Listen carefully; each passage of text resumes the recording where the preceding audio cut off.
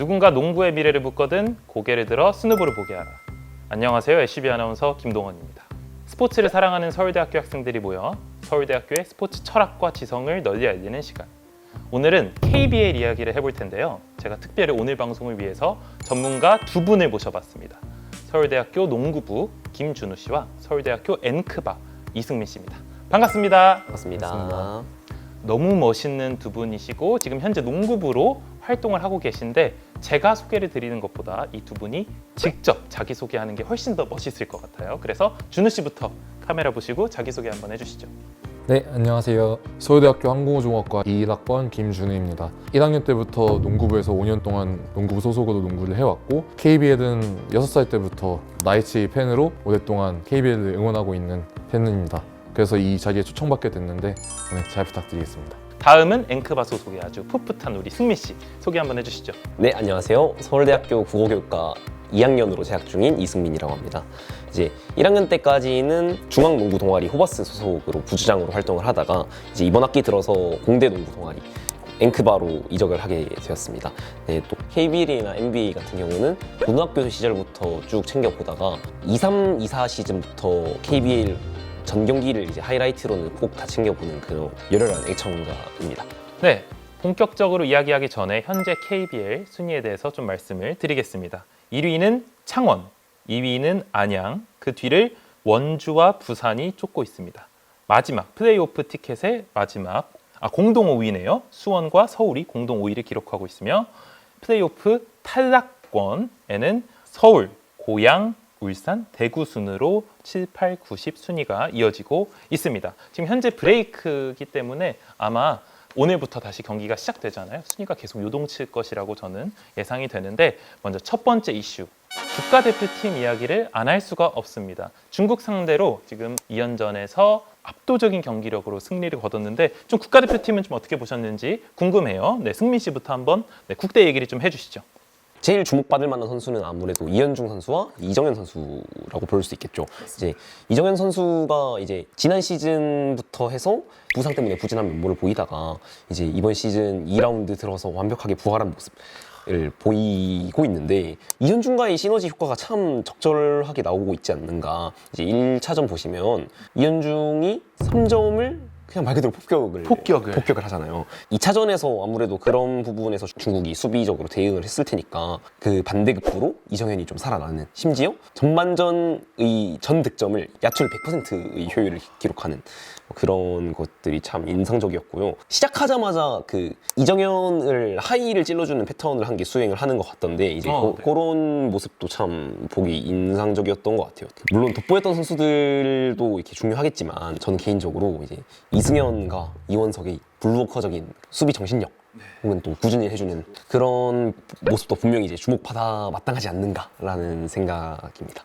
네, 그렇습니다. 아무래도 좋은 이야기가 나올 수밖에 없어요. 국대 관련해서는. 네, 승민 씨도 역시 이정현, 이현중은 뭐 엄청난 스코어러죠. 근데 더해서 포워드들 이번에 굉장히 고생했기 때문에 한번 칭찬을 해주셨고요. 준우 씨, 좀 국대 경기 어떻게 보셨나요? 저는 개인적으로 전희철, 조상현 두 이제 임시 감독, 임시 코치 두 분을 너무 칭찬하고 싶은데 국대 감독이 공석인 상태에서 이번에 임시도 대행을 맡으셔서 하게 됐는데 기간도 짧았고 그럼에도 불구하고 나이츠 유튜브에서 나온 내용이지만 두 분이서 나이츠와 세이커스가 맞대결을 하게 되면은 세이커스가 묵는 숙소에 전희철 감독님이 가서 두 분이서 한잔 하시면서 이제 앞으로 국가대표에서 어떤 전술을 가져가실지 얘기를 해보시고 본격적으로 소집을 해서 준비를 시작하게 됐을 때는 매일같이 아침엔 공격, 오후에는 수비, 그 다음에 저녁에는 그날 했던 내용에 대해서 또 한잔 하시면서 같이 말씀을 나누시는 과정을 반복을 하면서 참 준비를 잘 하셨다라고 생각이 들어요. 나이츠랑 세이커스가 둘 다 KBL 리그 자체를 대표하는 수비팀인데 그걸 보여주듯이 수비 준비도 완벽했고요. 사실 중국 하면은 빅맨들이 워낙 높이가 높기 때문에 그 수비가 중요한데 하윤기 선수랑 이원석 선수가 일단 기본적으로 1대1로 막으면서 이승현 선수, 보통 이승현 선수가 이제 더블팀을 갔는데 사실 더블팀을 가면은 그 선수의 공격은 막을 수 있지만 다른 선수가 한 명이 비게 되기 때문에 그 자리를 채워주는 로테이션이 굉장히 중요하거든요. 근데 그 로테이션도 굉장히 잘 들어갔고 그 다음에 중국이 사실 메인 핸들러 자오 루이 선수가 이번에 부상으로 대표팀에 나오지 못했지만 그럼에도 불구하고 2대2 플레이에서 많은 득점을 주면 어려운 상황이었는데 이제 나이츠에서 대표적으로 많이 쓰는 아이스 수비, 이제 45도 피켓롤을 할 때 핸들러 수비수가 핸들러를 사이드 라인 쪽으로 몰아주는 그런 수비를 잘 수행을 했던 것 같아요. 특히 공격에서는 1차전에는 이제 이현중 선수의 슈팅 찬스를 위주로 보면서 굉장히 14개 중에 9개는 사실 말이 안 되는 수치인데 그 정도의 결과를 만들어냈고, 그러자 이제 중국이 2차전에서는 사실상 한 명이 이현중 선수를 졸졸 따라다니는 수비를 펼쳤는데 역으로 공략해서 이현중 선수를 스크리너로 사용하면서 초반에 이제 이현중 선수가 스크린을 거니까 이현중 선수 스크리너 수비수가 핸들러한테 전혀 패치 디펜스도 못하고 헬프에 못 들어가니까 그쪽에서 찬스가 나는, 정말 플랜을 잘 짜온 것 같아요. 그래서 저는 일단 그 두 분을 가장 먼저 칭찬하고 싶습니다. 네, 사실 전희철 감독, 조상현 감독, 뭐 KBL을 대표하는 감독들이지만 전희철 감독님 같은 경우에는 제가 이런 말 해도 될지 모르겠지만 원희철이라는 별명이 있을 정도로 약간 원희에게 1옵션 원희에게 조금 많이 공격 패턴이 치중되어 있지 않나 이런 비판을 많이 받았는데, 제가 느꼈을 때는 이번 평가전 보면서 원희든 안영준이든 결국 소속팀에서 특정 선수들에게 롤을 이렇게 부여했던 경험이 국대에서도 좀 좋은 결과가 있지 않았을까. 약간 이현중이나 이정현 중심의 패턴을 되게 잘 짜왔더라고요. 좀 어떻게 생각하시나요? 이제 원희고라는 말이 너무 유명하죠. 그냥 원희한테 볼을 주고 너가 해! 라고 한다, 이런 말인데 사실 그게 단점이라고 볼 수도 있지만 그만큼 1옵션 선수를 잘 활용한다고도 볼 수 있을 것 같은데, 사실 원희가 워낙 KBL에서 오래 뛰면서 원희를 활용하는 모습밖에 지금까지 못 봤기 때문에 저조차도 이제 나이츠 팬으로서 이렇게까지 원희한테 몰빵을 하는 게 맞느냐라는 생각을 많이 했었는데, 이번 대표팀 경기를 보면서 그냥 1옵션, 2옵션 공격을 잘 할 수 있는 선수를 잘 활용한다 라는 걸 증명을 잘 해낸 것 같아요. 아까 말씀드린 대로 1차전에서는 이제 이현중 선수의 슈팅을 몰아주다시피 했고 당장 1쿼터에만 3점을 5개를 넣었으니까. 근데 2차전에서는 그걸 역이용해서 이정현 선수한테 롤을 더 부여하고, 특히 안영준 선수의 활용인데요. 나이츠에서 정말 좋은 활약 보이고 있던 선수지만 국가대표에서는 항상 좀 아쉬운 모습을 많이 보여줬었는데 이번에는 롤을 정말 확고하게 부여받았죠. 핸들러 수비, 그리고 템포 푸시, 그 다음에 세트 오펜스에서는 코너에서 3점을 기다리고 있는 그런 롤을 받았는데 핸들러 수비를 정말 잘해줬어요. 사실 195라는 신장 그리고 덩치가 있는 선수이기 때문에 스크린을 그렇게 빠져나가는 게 쉽지가 않은데 계속 뒤로만 빠지는 것도 아니고 화이트도 따라다니면서 아예 볼을 못 잡게 하고 2대2를 거의 무력화시켰다라고 볼 수 있을 정도로 좋은 모습을 보여줬고, 중국전에서는 득점에서도 14득점이나 하면서 사실상 4쿼터에만 8득점을 해줬거든요. 공격에서 정말 좋은 모습 보여줬는데 이제 앞으로 안영준 선수가 좀 스텝업하는 계기가 될 수 있지 않을까 저는 개인적으로 기대하고 있습니다. 사실 안영준 선수 하면 슈터치 상당히 좋고 뭐 트랜지션 좋고, 근데 파이트 스루로 2대2 수비하는 거 보고 저도 이 선수 수비까지? 그럼 이제 송교창 선수를 능가하는 우리나라의 포워드가 탄생할 수 있지 않을까. 그렇다면 이번 중국 2연전을 계속 우리가 뭐 칭찬하는 것보다는 앞으로의 방향성 이야기를 좀 해봐야 될 텐데, 좀 준우 씨 앞으로 좀 우리 국대 어떻게 나아가야 될 것 같아요? 사실 전임 안준호 감독님께서 팀 케미스트리나 팀의 분위기를 너무 잘 만들어 놓으셨고, 이번 전희철 조상현 감독께서 어쨌든 임시방편을 제대로 성공하신 상태에서 전임 감독을 선임해야 되는 단계였는데, 당장 오늘 촬영 날짜 기준으로 라트비아 출신의 니콜라스 마즐리 감독을 선임을 했습니다. 이름도 어려워요. 네. 사실 45세도 꽤 젊은 나이대의 감독인데 경험이 굉장히 많습니다. 프로팀도 6군데 이상에서 감독 경력이 있으시고 라트비아에서는 U16, U18, U20 국가대표까지 감독을 겸직을 하셨던 분이고, 제가 오늘 소식이 뜨자마자 감독을 하신 경기를 전반 정도만 돌려봤는데 모션 오펜스랑 얼리 오펜스를 잘 활용하면서 찬스를 정말 잘 만드는 공격을 봤어요. 사실 수비에서는 상대팀의 공격이 워낙 원활치가 못했다 보니까 크게 도움이 안 되는데, 앞으로도 사실 공격적인 전술에서는 워낙 유럽 쪽이 선진적인 전술을 많이 가지고 있다고 이미 유명하잖아요. 그렇다 보니까 앞으로 소통 문제나 코치진의 선임 문제나 앞으로 갈 길이 멀지만 개인적으로는 좀 더 넓은 방향으로 갈 수 있는 좋은 선임이 아닐까 기대하고 있습니다. 그리고 감독 선임이 잘 됐지만 이번 대회를 보면서 많은 분들이 생각을 했을 것 같은 게 KBL과 피바의 코드의 차이거든요. 사실 작년에 유재학 경기본부장이 새로 취임을 하면서 사실 하드콜이라고 얘기하시진 않았지만은 좀 더 몸싸움의 기준을 하드하게 불겠다라고 말씀하신 게 하드콜이라는 용어도 이제 좀 나오게 됐는데, 사실 그 결정이 옳았다고밖에 생각이 안 되는 2연전이었어요.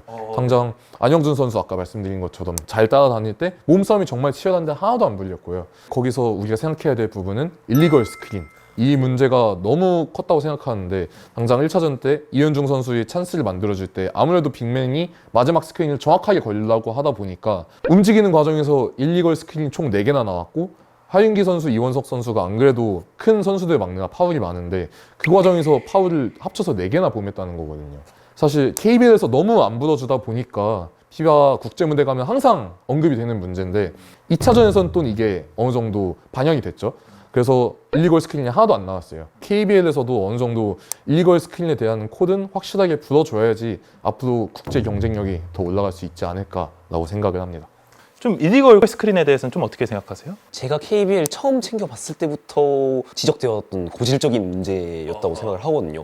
매해 그 얘기가 나오고 있어요. 일리걸 스크린 너무 안 잡는다. 이렇게 국제전 있을 때마다 또 불리고 이제 그러다 보니까 이거는 좀 하드콜처럼 조금 반영을 해서 국내 경기에서도 좀 적극적으로 불 필요가 있지 않는가. 네. 약간 가볍게 짚고 넘어가고 싶은 게 사실 우리가 중국 원정을 간다고 하면 항상 홈콜에 대한 부담감이 언제나 있거든요. 우리가 잘 따라가서 넘길 수 있겠다 싶을 때 꼭 분위기 한 번씩 끊어주고 근데 이번 경기를 보면서 저는 이게 한국 홈인가 싶을 정도로 심판들이 이런 표현이 맞을지 모르지만 괜히 굉장히 호의적으로 불어줬는데 친한파 심판들이었나요? 와 진짜 그 정도 표현을 해도 될 정도로 불었다 생각을 하는데 우리 선수들이 잘했지만 이제 콜 관점에서 볼 때 그게 굉장히 기분이 좋았다고 할 수 있죠. 네, 지금 대한민국 국대 방향성 이야기하는데 하드콜 기조까지 지금 분석을 해주셨어요. 근데 저도 그렇게 생각합니다. 이게 하드콜 계속 저는 밀고 나가야 된다는 주의고 네, 앞으로 이게 이제 국가대표팀에도 이제 좋은 방향으로 영향력이 미쳤으면 좋겠고요. 그 다음 저희가 이야기해볼 코너는 바로 힝소갓집 코너입니다. 시즌 전 기대와 다르게 좀 굉장히 흥미로운 성적의 팀 그리고 실망스러운 팀을 뽑아서 이야기를 해보는 시간인데요. 승민 씨, 어느 팀에게 힝 속았나요? 저는 개인적으로 이제 창원 세이커스 팀의 이게 작년 우승팀이긴 하지만 주전 라인업들이 대부분 이제 2, 3년차 신인들과 함께 있어서 이게 과연 정규리그를 이렇게 잘 소화를 할 수 있을까라는 의문을 가지고 있었는데 기대와는 다르게 너무 양준석, 유기상 이런 선수들이 너무 잘해주고 또 유기상 백업으로 나오는 정인덕 선수도 이제 이번 시즌 들어서 너무 좋은 모습을 보여주고 있어서 또 그리고 이제 상수급 활약을 펼쳐주고 있는 타마요, 그다음에 마레이. 타마요는 사실상 이거 국내 선수 취급이 아니라 이렇게 외인 취급을 좀 해줘도 되지 않을까라는 생각이 들 정도로 기량이 너무 좋아 보여서 타마요, 마레이 정도의 네임밸류를 제외한 선수들은 그 정도는 아닌데라는 생각이 드는데 이제 12승 4패라는 기록이 이게 말이 안 된다. 부산입니다. 하고 이제 실망스러운 팀을 뽑아보자면 부산이죠. 아무래도 그저 맨파워로만 경기를 좀 풀어내는 모습을 봤던 것 같아요. 그리고 상당히 개인적으로 충격을 받았던 장면이 이제 작전 타임을 이상민 감독이 불렀는데 이상민 감독이 허훈 선수의 눈치를 보는 그죠? 네, 눈치 보죠. 네. 훈아, 괜찮아? 네, 깜짝 놀랐어요. 네, 약간 스포츠 팀은 일종의 상명하복이 좀 필요하다고 생각을 하는 사람이라서 약간 꼰대 끼가 좀 네, 역시 농구부 소속이셔서 두 분은 네. 또 그리고 선수들의 네임밸류에 비해서 순위나 이제 승차가 조금 아쉬운 모습을 보여주고 있어요. 이제 허훈이 복귀가 좀 늦긴 했어요. 허훈 복귀 전에도 라인업이 이제 이호현 혹은 최진강 1번 라인업에 이제 허웅, 송교창, 최준용, 숄롱인데 놓고 보면 이호현이나 최진강 1번 라인업을 제외하면 다 이제 국대급 멤버인데도 수원, 고양, 그다음에 창원, 그다음에 안양 이런 팀들한테 패배를 하는 모습이 개인적으로는 좀 충격을 받았던 것 같습니다. 네, 사실 저도 부산 좀 실망스럽습니다. 네, 근데 뭐 아직 경기가 많이 남았으니까 한번 저희가 좀 지켜봐야 될 것 같고요. 준우님은 어느 팀에게 속았나요? 저는 일단 수원 소닉붐이 사실 긍정적이지는 않지만 흥미로웠습니다. 네. 이번 시즌 김서영 선수를 영입하면서 허훈 선수가 나가고 핸들러가 바뀌었기 때문에 팀의 스타일이 바뀔 건 당연히 예상이 됐었는데 이제 힉스 선수를 데려오면서 약간 작년엔 나이츠가 했던 것처럼 속공 위주의 농구를 초반에 보여줬죠. 이제 오픈 매치나 시즌 초반에는 그런 걸로 승수를 많이 따내는 모습을 보였는데 사실 김서영 선수가 부상이 나오기도 했고 세트 오펜스에서 약점이 너무 두드러지다 보니까 이제 속공 농구보다는 데릭 윌리엄스 선수를 1옵션 주전으로 쓰면서 오히려 카굴랑한 선수와 윌리엄스 선수의 개인 기량에 의존하는 오펜스를 많이 보여줬어요.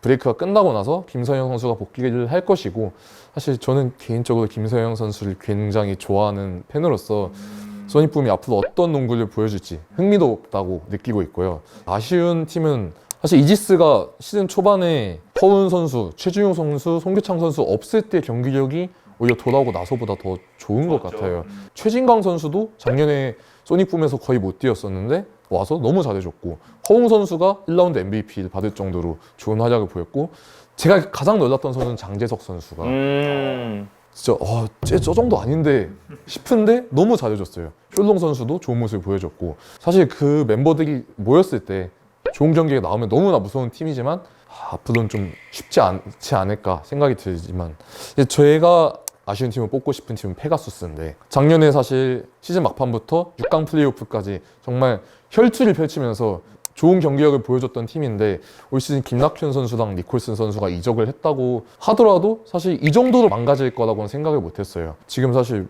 어떤 장점이 있는지 모르는 팀이 돼서 개인적으로 아쉽다고 생각하는데, 사실 이 팀은 웨인을 교체하지 않는 이상 큰 변수가 어려울 거라고 생각을 해서 좀 많이 아쉬운 것 같습니다. 네, 저도 사실 가스공사가 반등하기 위해서는 웨인 교체 말고는 승부수가 없다 이렇게 판단을 하고요. 왜냐하면 강혁 감독이 그렇게 아쉬운 감독은 아니잖아요. 굉장히 뛰어난 감독이니까. 그럼에도 불구하고 지금 10위라는 성적은 선수, 전력에 어떤 변화가 필요하다 이런 말씀 드리고 싶습니다. 이렇게 힝 소같이 코너를 통해서 시즌 전 기대와 다른 그런 성적의 팀들을 이야기해봤는데요. 이번에는 올 시즌 조금 웨인 선수들 교체해달라는 문의가 많이 들어옵니다. 그래서 웨인 선수들이 조금 험난한 적응기를 거치고 있는 것 같은데, 이 와중에 국내 선수들 성적에 따라서 팀 순위가 갈리는 것 같아요. 그래서 이 부분에 대해서 좀 전문가들은 어떻게 생각하시는지, 승민 씨?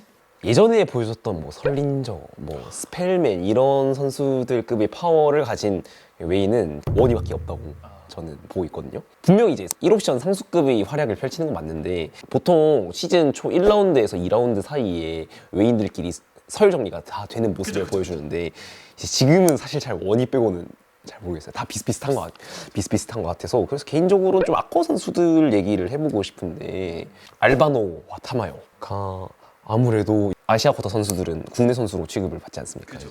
웨인이랑 같이 뛰고 하는데, 얘네들을 이게 국내 선수로 취급하는 게 맞나 싶을 정도로 좀 강력한 모습을 보여주고 있어요. 그래서 뭔가 웨인의 비중도 비중인데, 아코 선수들이 비중이 지난 시즌이나 지난 시즌에 비해서 많이 올라오지 않았나라는 생각입니다. 그렇습니다. 캔바오 선수까지 또 더해지고, 네, 그 나이츠의 토렌티노 선수 지금은 뭐 플레이 타임이 많진 않은데 슈퍼맨 제가 상당히 좋아해요. 너무 예쁘지 않나요? 토렌티노까지 터지면 아쿠아 선수들 대박인데, 준우 씨는 좀 올해 웨인 선수들 좀 어떻게 보시나요? 사실 말씀하신 것처럼 아시아 쿼터 선수들이 워낙 모습이 좋은 건 사실인데, 그럼에도 불구하고 웨인 옵션에 따라서 성적이 갈리고 있다고는 생각을 해요. 당장 창원의 마레이, 안양도 영향이 없진 않다 생각하고, 원주의 앨런스는 전 사실 이번 시즌에 원희의 아성을 넘을 수 있는 선수라고도 생각을 하고 있고요. 이지스도 숄롱 좋은 모습 보여줬었고, 초반에 수원부터 좀 아쉬운 선수들이 많아지기 시작하는데, 그렇다 보니까 좋은 1옵션 선수들이 있는 팀이 상위권에 있다고 생각을 해요. 그래서 제가 PER을 그냥 한번 찾아봤는데, 이제 PER이 야구로 치면 WAR 비슷한 개념인데, PER이 작년에는 30을 넘는 선수가 8명이나 됐었는데 올해는 4명이에요. 그렇다 보니 그냥 진짜 너무 숫자 노름이지만 숫자적으로만 봤을 때는 확실히 작년보다는 1옵션 선수들의 비중이 줄긴 줄었다라고는 생각을 할 수 있을 것 같습니다. 네, PER까지 분석을 해주셨습니다. 네, 그래서 사실 아쿠아 선수들도 기량이 올라오고, 뭐 이제 특정 웨인 선수들에게 뭔가 옵션이 치중되기보다는 뭔가 이제 감독들도 여러 가지 패턴 많이 만드는 것 같아요. 그래서 자연스럽게 뭔가 비중이 줄어들 수밖에 없는 것 같기도 하고, 네, 그렇습니다. 다음 이슈는 바로 경력직 감독과 비경력직 감독의 양강 구도인데, 경력직 감독 문경은 감독, 이상민, 유도훈 이렇게 있고, 비경력직 감독 손창환, 양동근, 이 감독들이 이제 올해 앞두고 새롭게 부임을 했는데, 순위로 봤을 때는 경력직 감독들이 다 위에 있어요. 하지만 경기력은 잘 모르겠거든요. 좀 이 부분에 대해서 여러분 얘기를 듣고 싶은데, 준우 씨 어떻게 생각하시나요? 팀 성적을 보면은 안양, 그 다음에 부산, 수원 이런 팀들이 더 높은 순위에 있기는 한데, 이는 감독의 역량보다는 좀 선수 풀 차이가 너무 큰 것 같아요. 이상민 감독 같은 경우에는 지금 장판이 좋은 모습을 보이지 못하고 있다 보니까 안 좋은 얘기를 많이 듣고 있고, 문경은 감독도 옛날에 나이츠에서 우승을 했었지만 전희철 그 당시 수석 코치가 사실 본체가 아니냐 이런 얘기가 나올 정도로 전술에 있어서는 의심을 받았던 감독이고, 유도훈 감독님은 초반에 너무 좋은 모습을 보여줬지만 항상 전통적으로 1라운드에 좀 강한 모습을 보여줬다가 약해지는 옛날 전자랜드 시절의 그 모습이 똑같죠. 지금도 벌써 보이고 있기 때문에 네. 사실 이는 선수들의 실력 차이가 크다고 보고, 고양과 울산 두 팀이 비경력직 감독이 들어오게 됐는데, 울산 같은 경우는 시즌 전에 압도적 꼴찌로 예상이 됐었어요. 선수층이 너무 얇다 보니까. 그런데 박무빈 선수, 그 다음에 정준원 선수들 잘 활용하면서 오히려 제가 예상한 경기력보다 훨씬 좋은 모습을 보여주고 있고, 고양도 지금 8위에 머물고 있지만 이정현 선수가 이번 국가대표 했던 것처럼 너무 잘해주면은 충분히 올라올 수 있다고 생각을 하고요. 당장 브레이크 전 한 4경기 정도에서 정말 좋은 모습을 보여줬다 보니 뭐 경력직 감독이 더 낫다, 이거는 저는 아니라고 봅니다. 네. 그럼 승민 씨는 좀 어떤 의견이신가요? 저도 준호님의 의견에 대체로 동의를 하는 편이긴 합니다.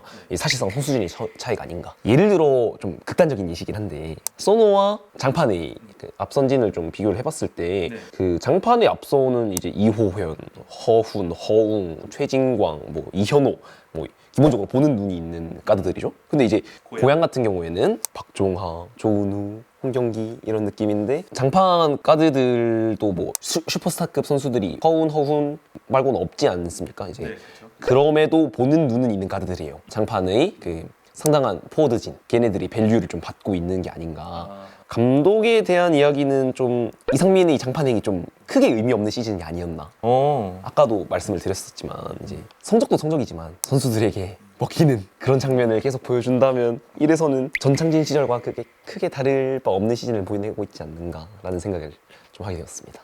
두 분 다 의견이 비슷하시네요. 결국 뭐 전력 차이고, 오히려 뭐 감독 역량으로 봤을 때는 비경력직 감독들이 올 시즌은 더 낫다. 네, 좀 더 이제 봐야 될 문제인 것 같습니다. 네, 마지막 이슈는, 자, 지금 2라운드 끝난 시점에서 6강 4약 구도로 벌써 갈라졌단 말이죠. 이대로 계속 갈지 아니면 반전 드라마가 있을지 6강 예측에 대해서 좀 이야기를 해볼 텐데, 승민 씨 어떨 것 같아요? 6강은? 6강은 아무래도 큰 이변은 없을 것 같아요. 그러니까 6위권 내에서의 그 순위 경쟁은 좀 있을 수 있을 것 같은데, 7등부터 10등까지의 팀들이 지금 당장 치고 올라오기에는 좀 관성적으로 무리가 있어 보이지 않습니까? 네. 그나마 이제 상승세를 보일 만한 팀을 뽑아보자면 이제 고양. 고양 어떤 그나마- 부분이죠? 아무래도 앞서 계속 말씀드렸던 이정현의 약진이죠. 이정현, 이정현의 네. 약진이죠. 네. 결국 그 선수가 더 해줘야 그 돼요. 선수가 더 해줘야 되고, 네.